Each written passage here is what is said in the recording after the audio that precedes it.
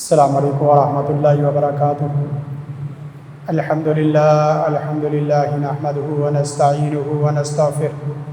ونؤمن به ونتوکل علیہ ونعوذ باللہ من شرور انفسنا ومن سیئات اعمالنا من يهده الله فلا مضل له ومن يضلل فلا هادي له واشهد ان لا اله الا الله وحده لا شريك له واشهد ان محمدا عبده ورسوله اللهم صل على محمد وعلى ال محمد كما صليت على ابراهيم وعلى ال ابراهيم انك حميد مجيد اللهم بارك على محمد وعلى ال محمد كما باركت على ابراهيم وعلى ال ابراهيم انك حميد مجيد اما بعد فان خير الحديث كتاب الله وخير الهدي هدي محمد صلى الله عليه وسلم وشر الأمور محدثاتها وكل محدثات بدعة وكل بدعة ضلالة وكل ضلالة في النار۔ أعوذ بالله السميع العليم من الشيطان الرجيم، بسم الله الرحمن الرحيم۔ قال الله تبارك وتعالى في كلامه المحكم: هو الذي أرسل رسوله بالهدى ودين الحق ليظهره على الدين كله ولو كره المشركون يريدون ليطفئوا نور الله بأفواههم والله متم نوره ولو كره الكافرون۔ وقال تبارك وتعالى: يا أيها الناس قد جاءتكم موعظة من ربكم وشفاء لما في الصدور وهدى ورحمة للمؤمنين قل بفضل الله وبرحمته فبذلك فليفرحوا هو خير مما يجمعون۔ وقال تبارك وتعالى: من أعرض عن ذكري فإن له معيشة ضنكا ونحشره يوم القيامة أعمى قال رب لم حشرتني أعمى وقد كنت بصيرا۔ وقال النبي صلى الله عليه وسلم: اقرأوا القرآن فإنه يأتي يوم القيامة شفيعا لأصحابه۔ وقال النبي صلى الله عليه وسلم: خيركم خيركم من تعلم القرآن وعلمه۔ قال النبي صلى الله عليه وسلم: إن أفضلكم من تعلم القرآن وعلمه۔ قال النبي صلى الله عليه وسلم: لا حسد إلا في اثنتين: رجل آتاه الله الكتاب وقام به آناء الليل ورجل آتاه الله مالا فهو يتصدق به آناء الليل والنهار۔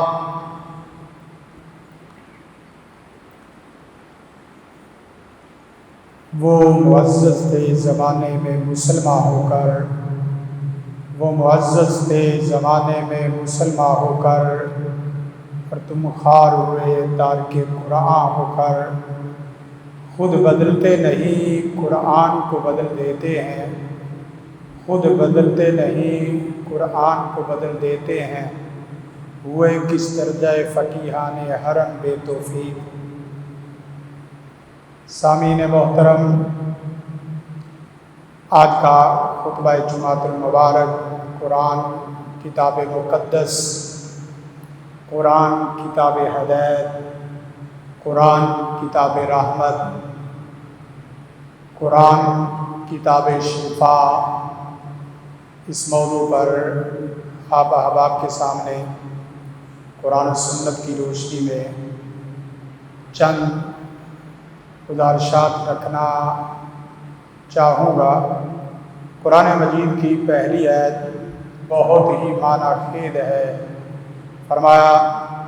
یا ایھا الناس قد جاءتکم موعظۃ من ربکم، اے لوگو تمہارے پاس دنیا کائنات کا سب سے بڑا موعظہ، سب سے اچھا بات، سب سے اچھا درس، سب سے اچھا سبجیکٹ، سب سے اچھی کتاب، کتاب ہدایت، اور وہ کتاب جو من جانب اللہ ہے وہ تمہارے پاس آ چکی ہے۔ فرمایا اس کی دوسری خصوصیت یہ ہے کہ وہ شفاء لما فی الصدور، آپ کے ظاہر باطن کی جتنی بھی میل کچیل ہے، ظاہر باطن کی جتنی بھی بیماریاں ہیں، روحانی جسمانی بیماریاں، ظاہر باطن کی جتنی پریشانیاں اور مصیبتیں ہیں، جتنی بھی ازمائشیں اور تکلیفیں ہیں، ان تمام کے لیے کلام اللہ شفاء لما فی الصدور ہے۔ امام ابن قیم علیہ رحمہ فرماتے ہیں کہ دنیا کائنات میں اللہ تعالیٰ نے کوئی بڑی سے بڑی مرض نہیں اتاری کہ جس کی سب سے بڑی شفا کتاب اللہ، کلام اللہ، قرآن مجید نہ ہو۔ گویا کہ دنیا کائنات کی سب سے بڑا بات، سب سے بڑا درس، سب سے بڑا رہنما اگر کوئی ہے تو وہ کتاب اللہ ہے، کلام اللہ ہے۔ سب سے بڑی شفا اگر دنیا کائنات میں موجود ہے تو وہ کتاب اللہ ہے، اور سب سے اچھا اور سب سے بڑا، سب سے حتمی یقینی ہدایت نامہ اگر دنیا کائنات میں کوئی موجود ہے تو وہ کتاب اللہ، کلام اللہ ہے۔ اس سے اچھی کوئی ہدایت نہیں، اس سے اچھا رہنما کوئی نہیں، اس سے بہترین رہنمائی کوئی نہیں، اس سے اچھی صلاح، اس سے اچھی فلاح دنیا کائنات میں کوئی اور نہیں۔ دنیا کائنات کے جتنے بھی علوم فنون ہیں، جتنے بھی سبجیکٹ ہیں، ان کا ایک خاص دائرہ ہے، خاص وقت ہے، خاص حید کیفیت ہے۔ کتاب اللہ عالمگیر کتاب ہے، کتاب اللہ دنیا کائنات کا روشن ستارہ، روشن چراغ ہے، منزل راہ بھی ہے، ڈائریکشن بھی کرنے والی اور ٹریک کے اوپر بھی لانے والی ہے۔ فرمایا وَرَحْمَةٌ لِّلْمُؤْمِنِينَ، کتاب اللہ دنیا کائنات میں راحت کا، دنیا کائنات میں سکون کا، دنیا کائنات میں اطمینان کا باعث ہے۔ سب سے بڑی چیز دنیا کائنات میں جس بندے کو، فرد و بشر کو، فرد اجتماع دونوں کو جس کی ضرورت ہے وہ اللہ تعالیٰ کی رحمت ہے۔ یہی وجہ ہے کہ رسول کائنات صلی اللہ علیہ وسلم یہ دعا کیا کرتے تھے، اللہم رحمتک ارجو فلا تکلنا الی انفسنا طرفۃ عین، اللہم رحمتک ارجو فلا تکلنا الی انفسنا طرفۃ عین۔ یا اللہ ایک لمحہ بھر بھی تیری رحمت سے دور نہیں ہونا چاہتا، ہمیشہ تیری رحمت کے سائے تلے جاگا چاہتا ہوں۔ اور ساتھ فرمایا صرف یہ رحمت ہی نہیں، کل بفضل اللہ و برحمتہ،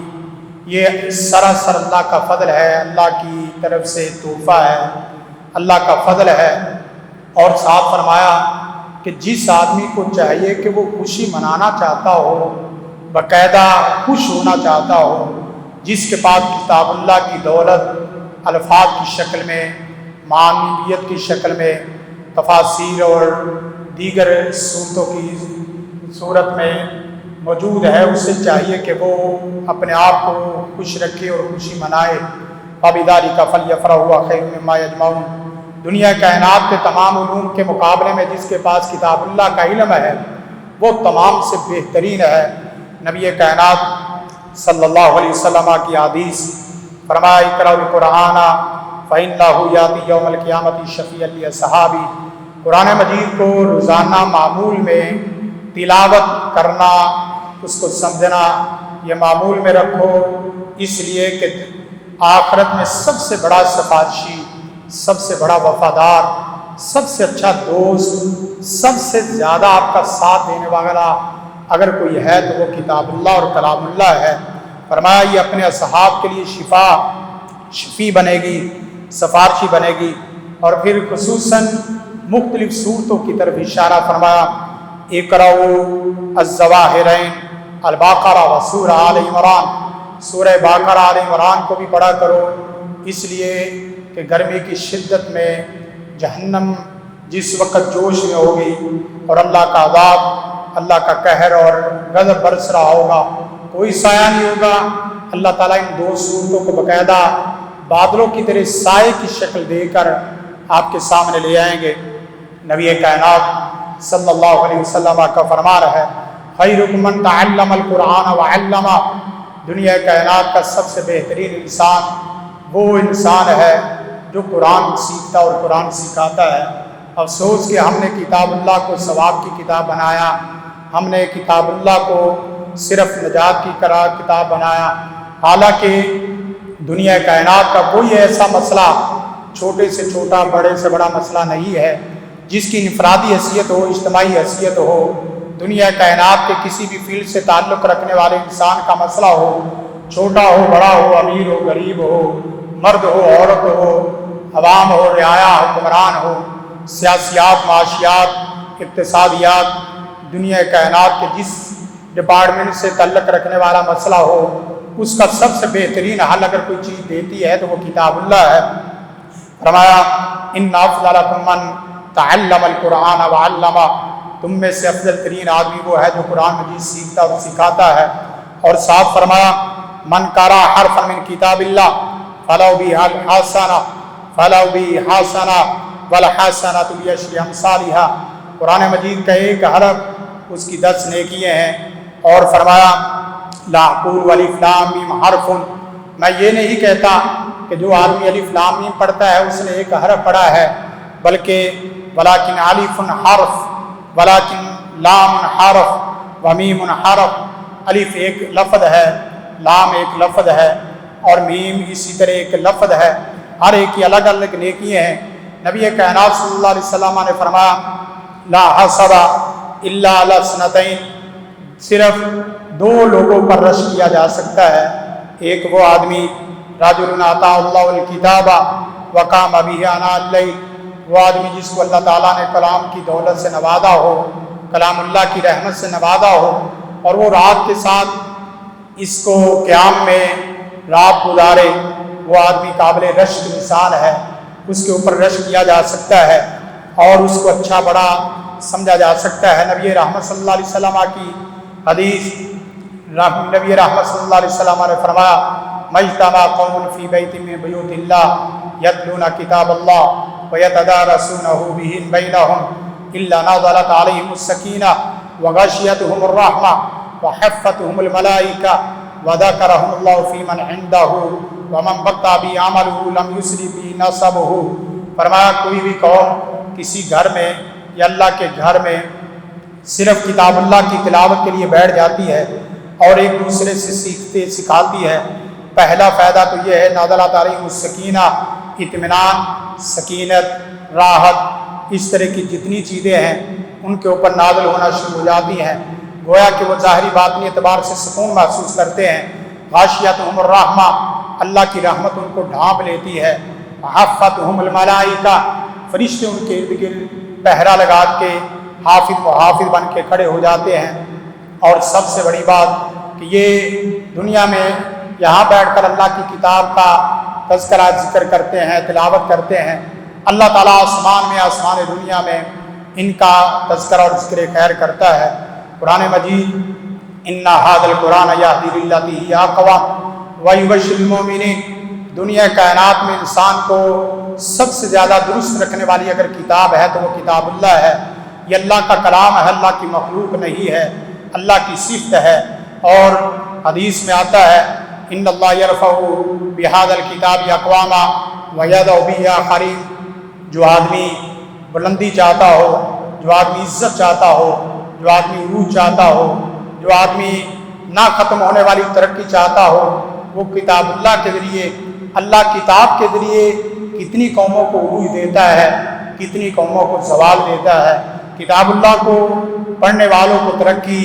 کتاب اللہ عزت والی کتاب ہے، جو اس سے جڑتا ہے عزت پاتا ہے۔ کلام اللہ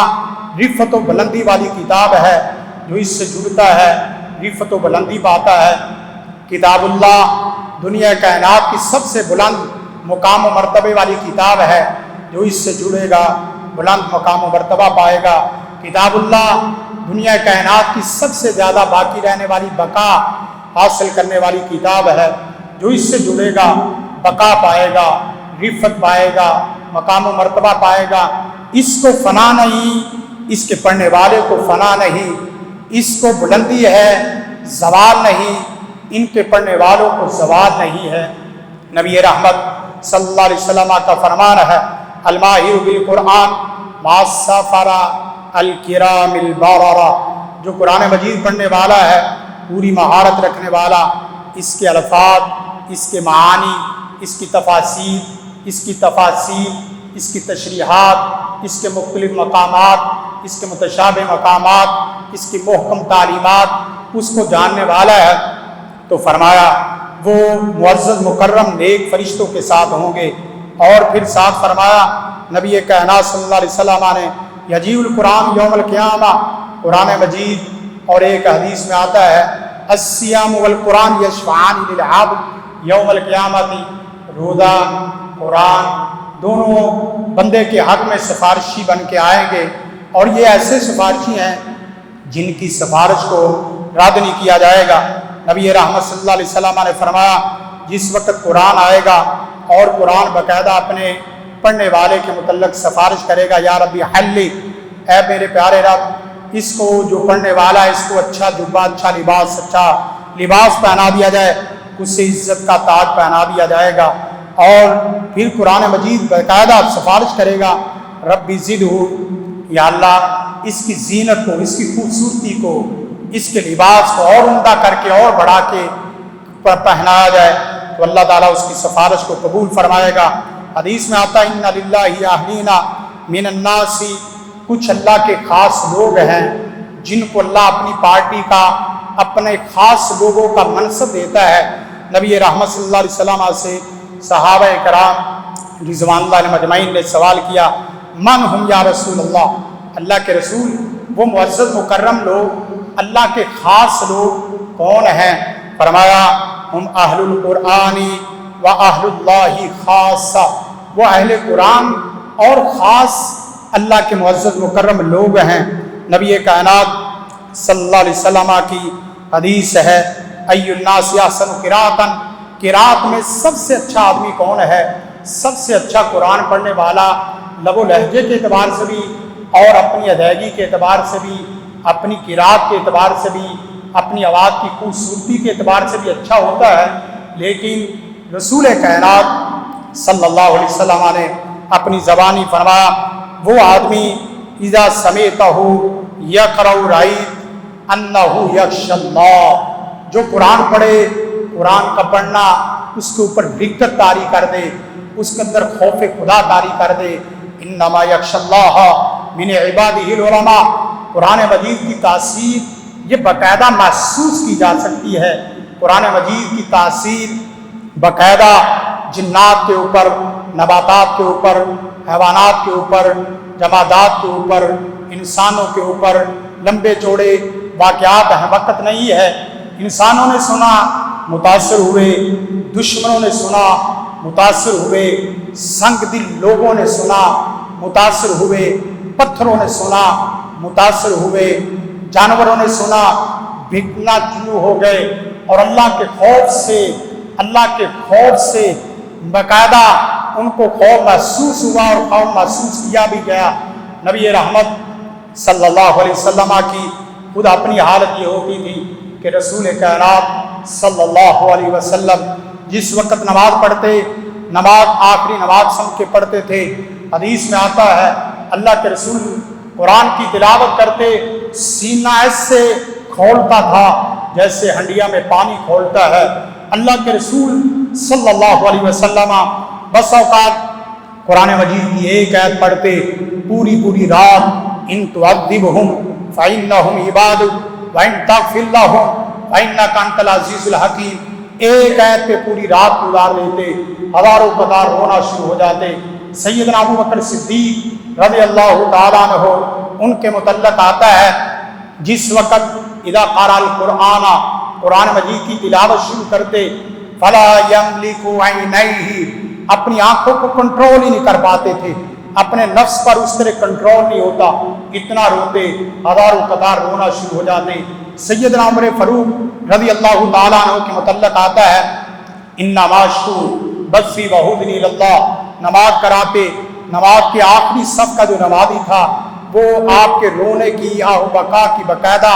ہچکی محسوس کرتا، لیکن افسوس کہ ہم نے قرآن کے الفاظ کو چھوڑا، ہم نے قرآن مجید کے معانی کو چھوڑا، ہم نے قرآن مجید کی تفاسیر کو چھوڑا، ہم نے قرآن مجید پہ عمل کو چھوڑا، ہم نے قرآن مجید کے تدبر کو چھوڑا، ہم نے قرآن مجید کی نشر و اشاعت کو چھوڑا، ہم نے قرآن مجید کو اپنا دستور نہیں بنایا، اپنا قانون نہیں بنایا، تشریحی مقام نہیں دیا،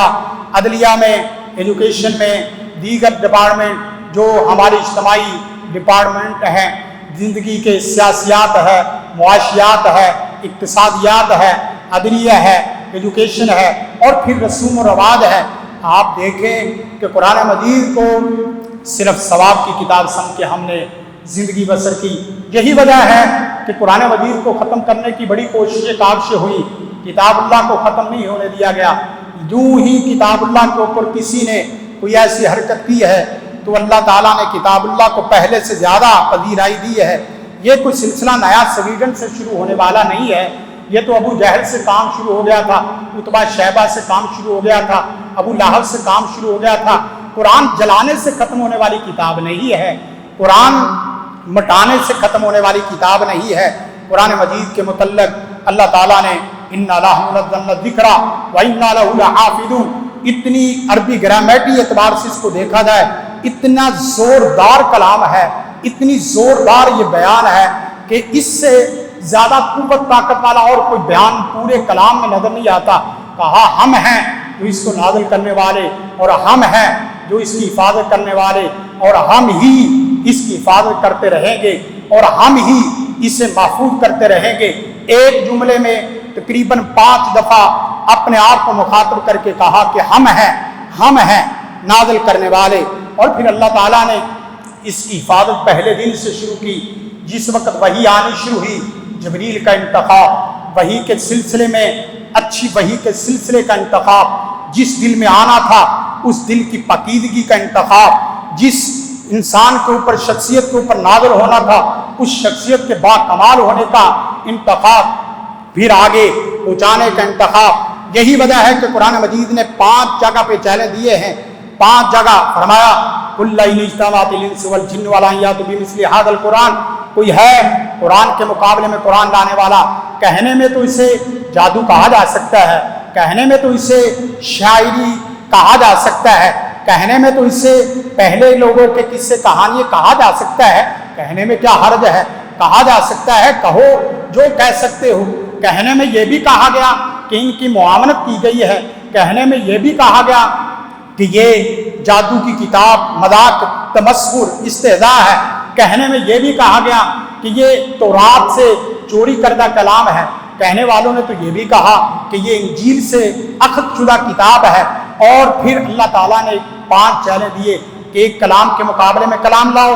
نہیں لا سکتے تو پھر دوسرا چیلنج سنو، فَأْتُوا بِعَشْرِ سُوَرٍ، 10 صورتیں لے کے آؤ۔ کہا نہیں لا سکتے تو فَأْتُوا بِسُورَةٍ مِّن مِّثْلِهِ، 1 صورت لے کے آؤ۔ کہا اگر 1 صورت نہیں لا سکتے تو 1 آیت لے کے آ جاؤ، فَأْتُوا بِحَدِيثٍ مِّن مِّثْلِهِ، 1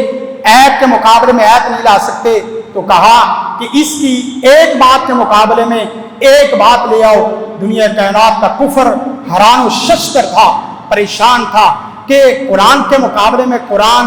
10 صورتوں کے مقابلے میں صورتیں، 1 صورت کے مقابلے میں 1 صورت۔ انتخاب آپ کا ہے، باقرہ کو انتخاب کر لو، کوثر کو انتخاب کر لو،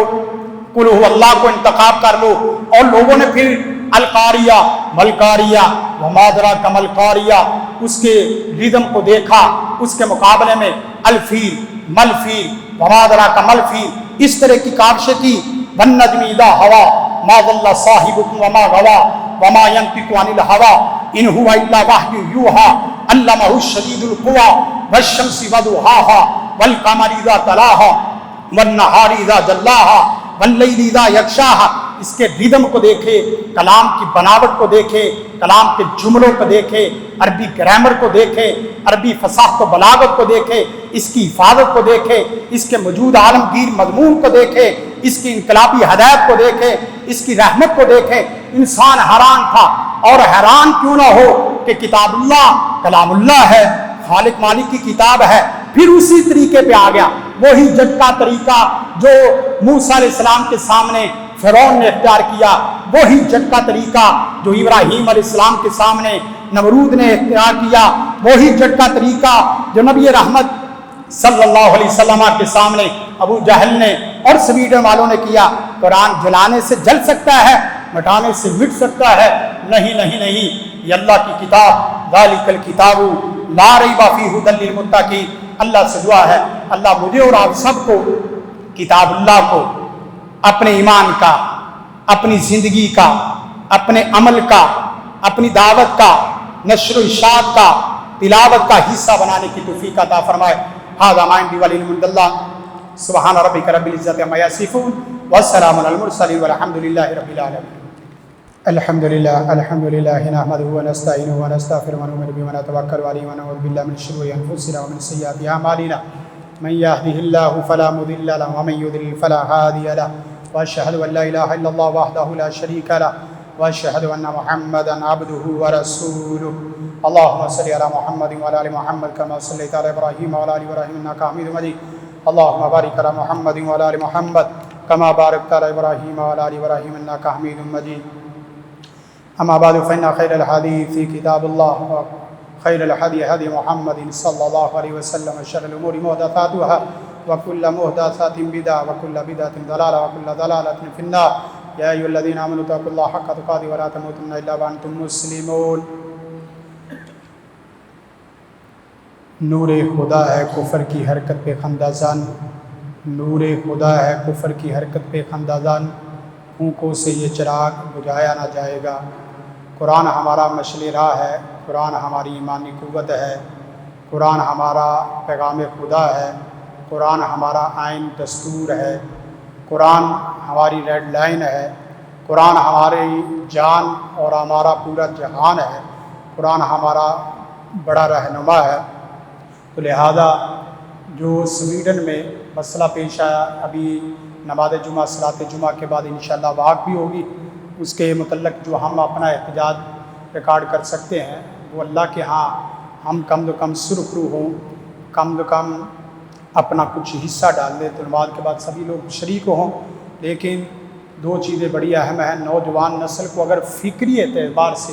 جن کا انحراف چلتا آ رہا ہے اس کو اگر فکری انحراف سے بچانا چاہتے ہو تو قرآن سے لگا دو، قرآن سے جوڑ دو۔ کوئی بچہ مسلمان جو قرآن باقاعدہ روزانہ کی بنیاد پہ پڑھتا ہے کبھی بھی گمراہ نہیں ہو سکتا۔ قرآن ان ھذا القرآن یہدی للتی ہی اقوم ہے۔ اور اگر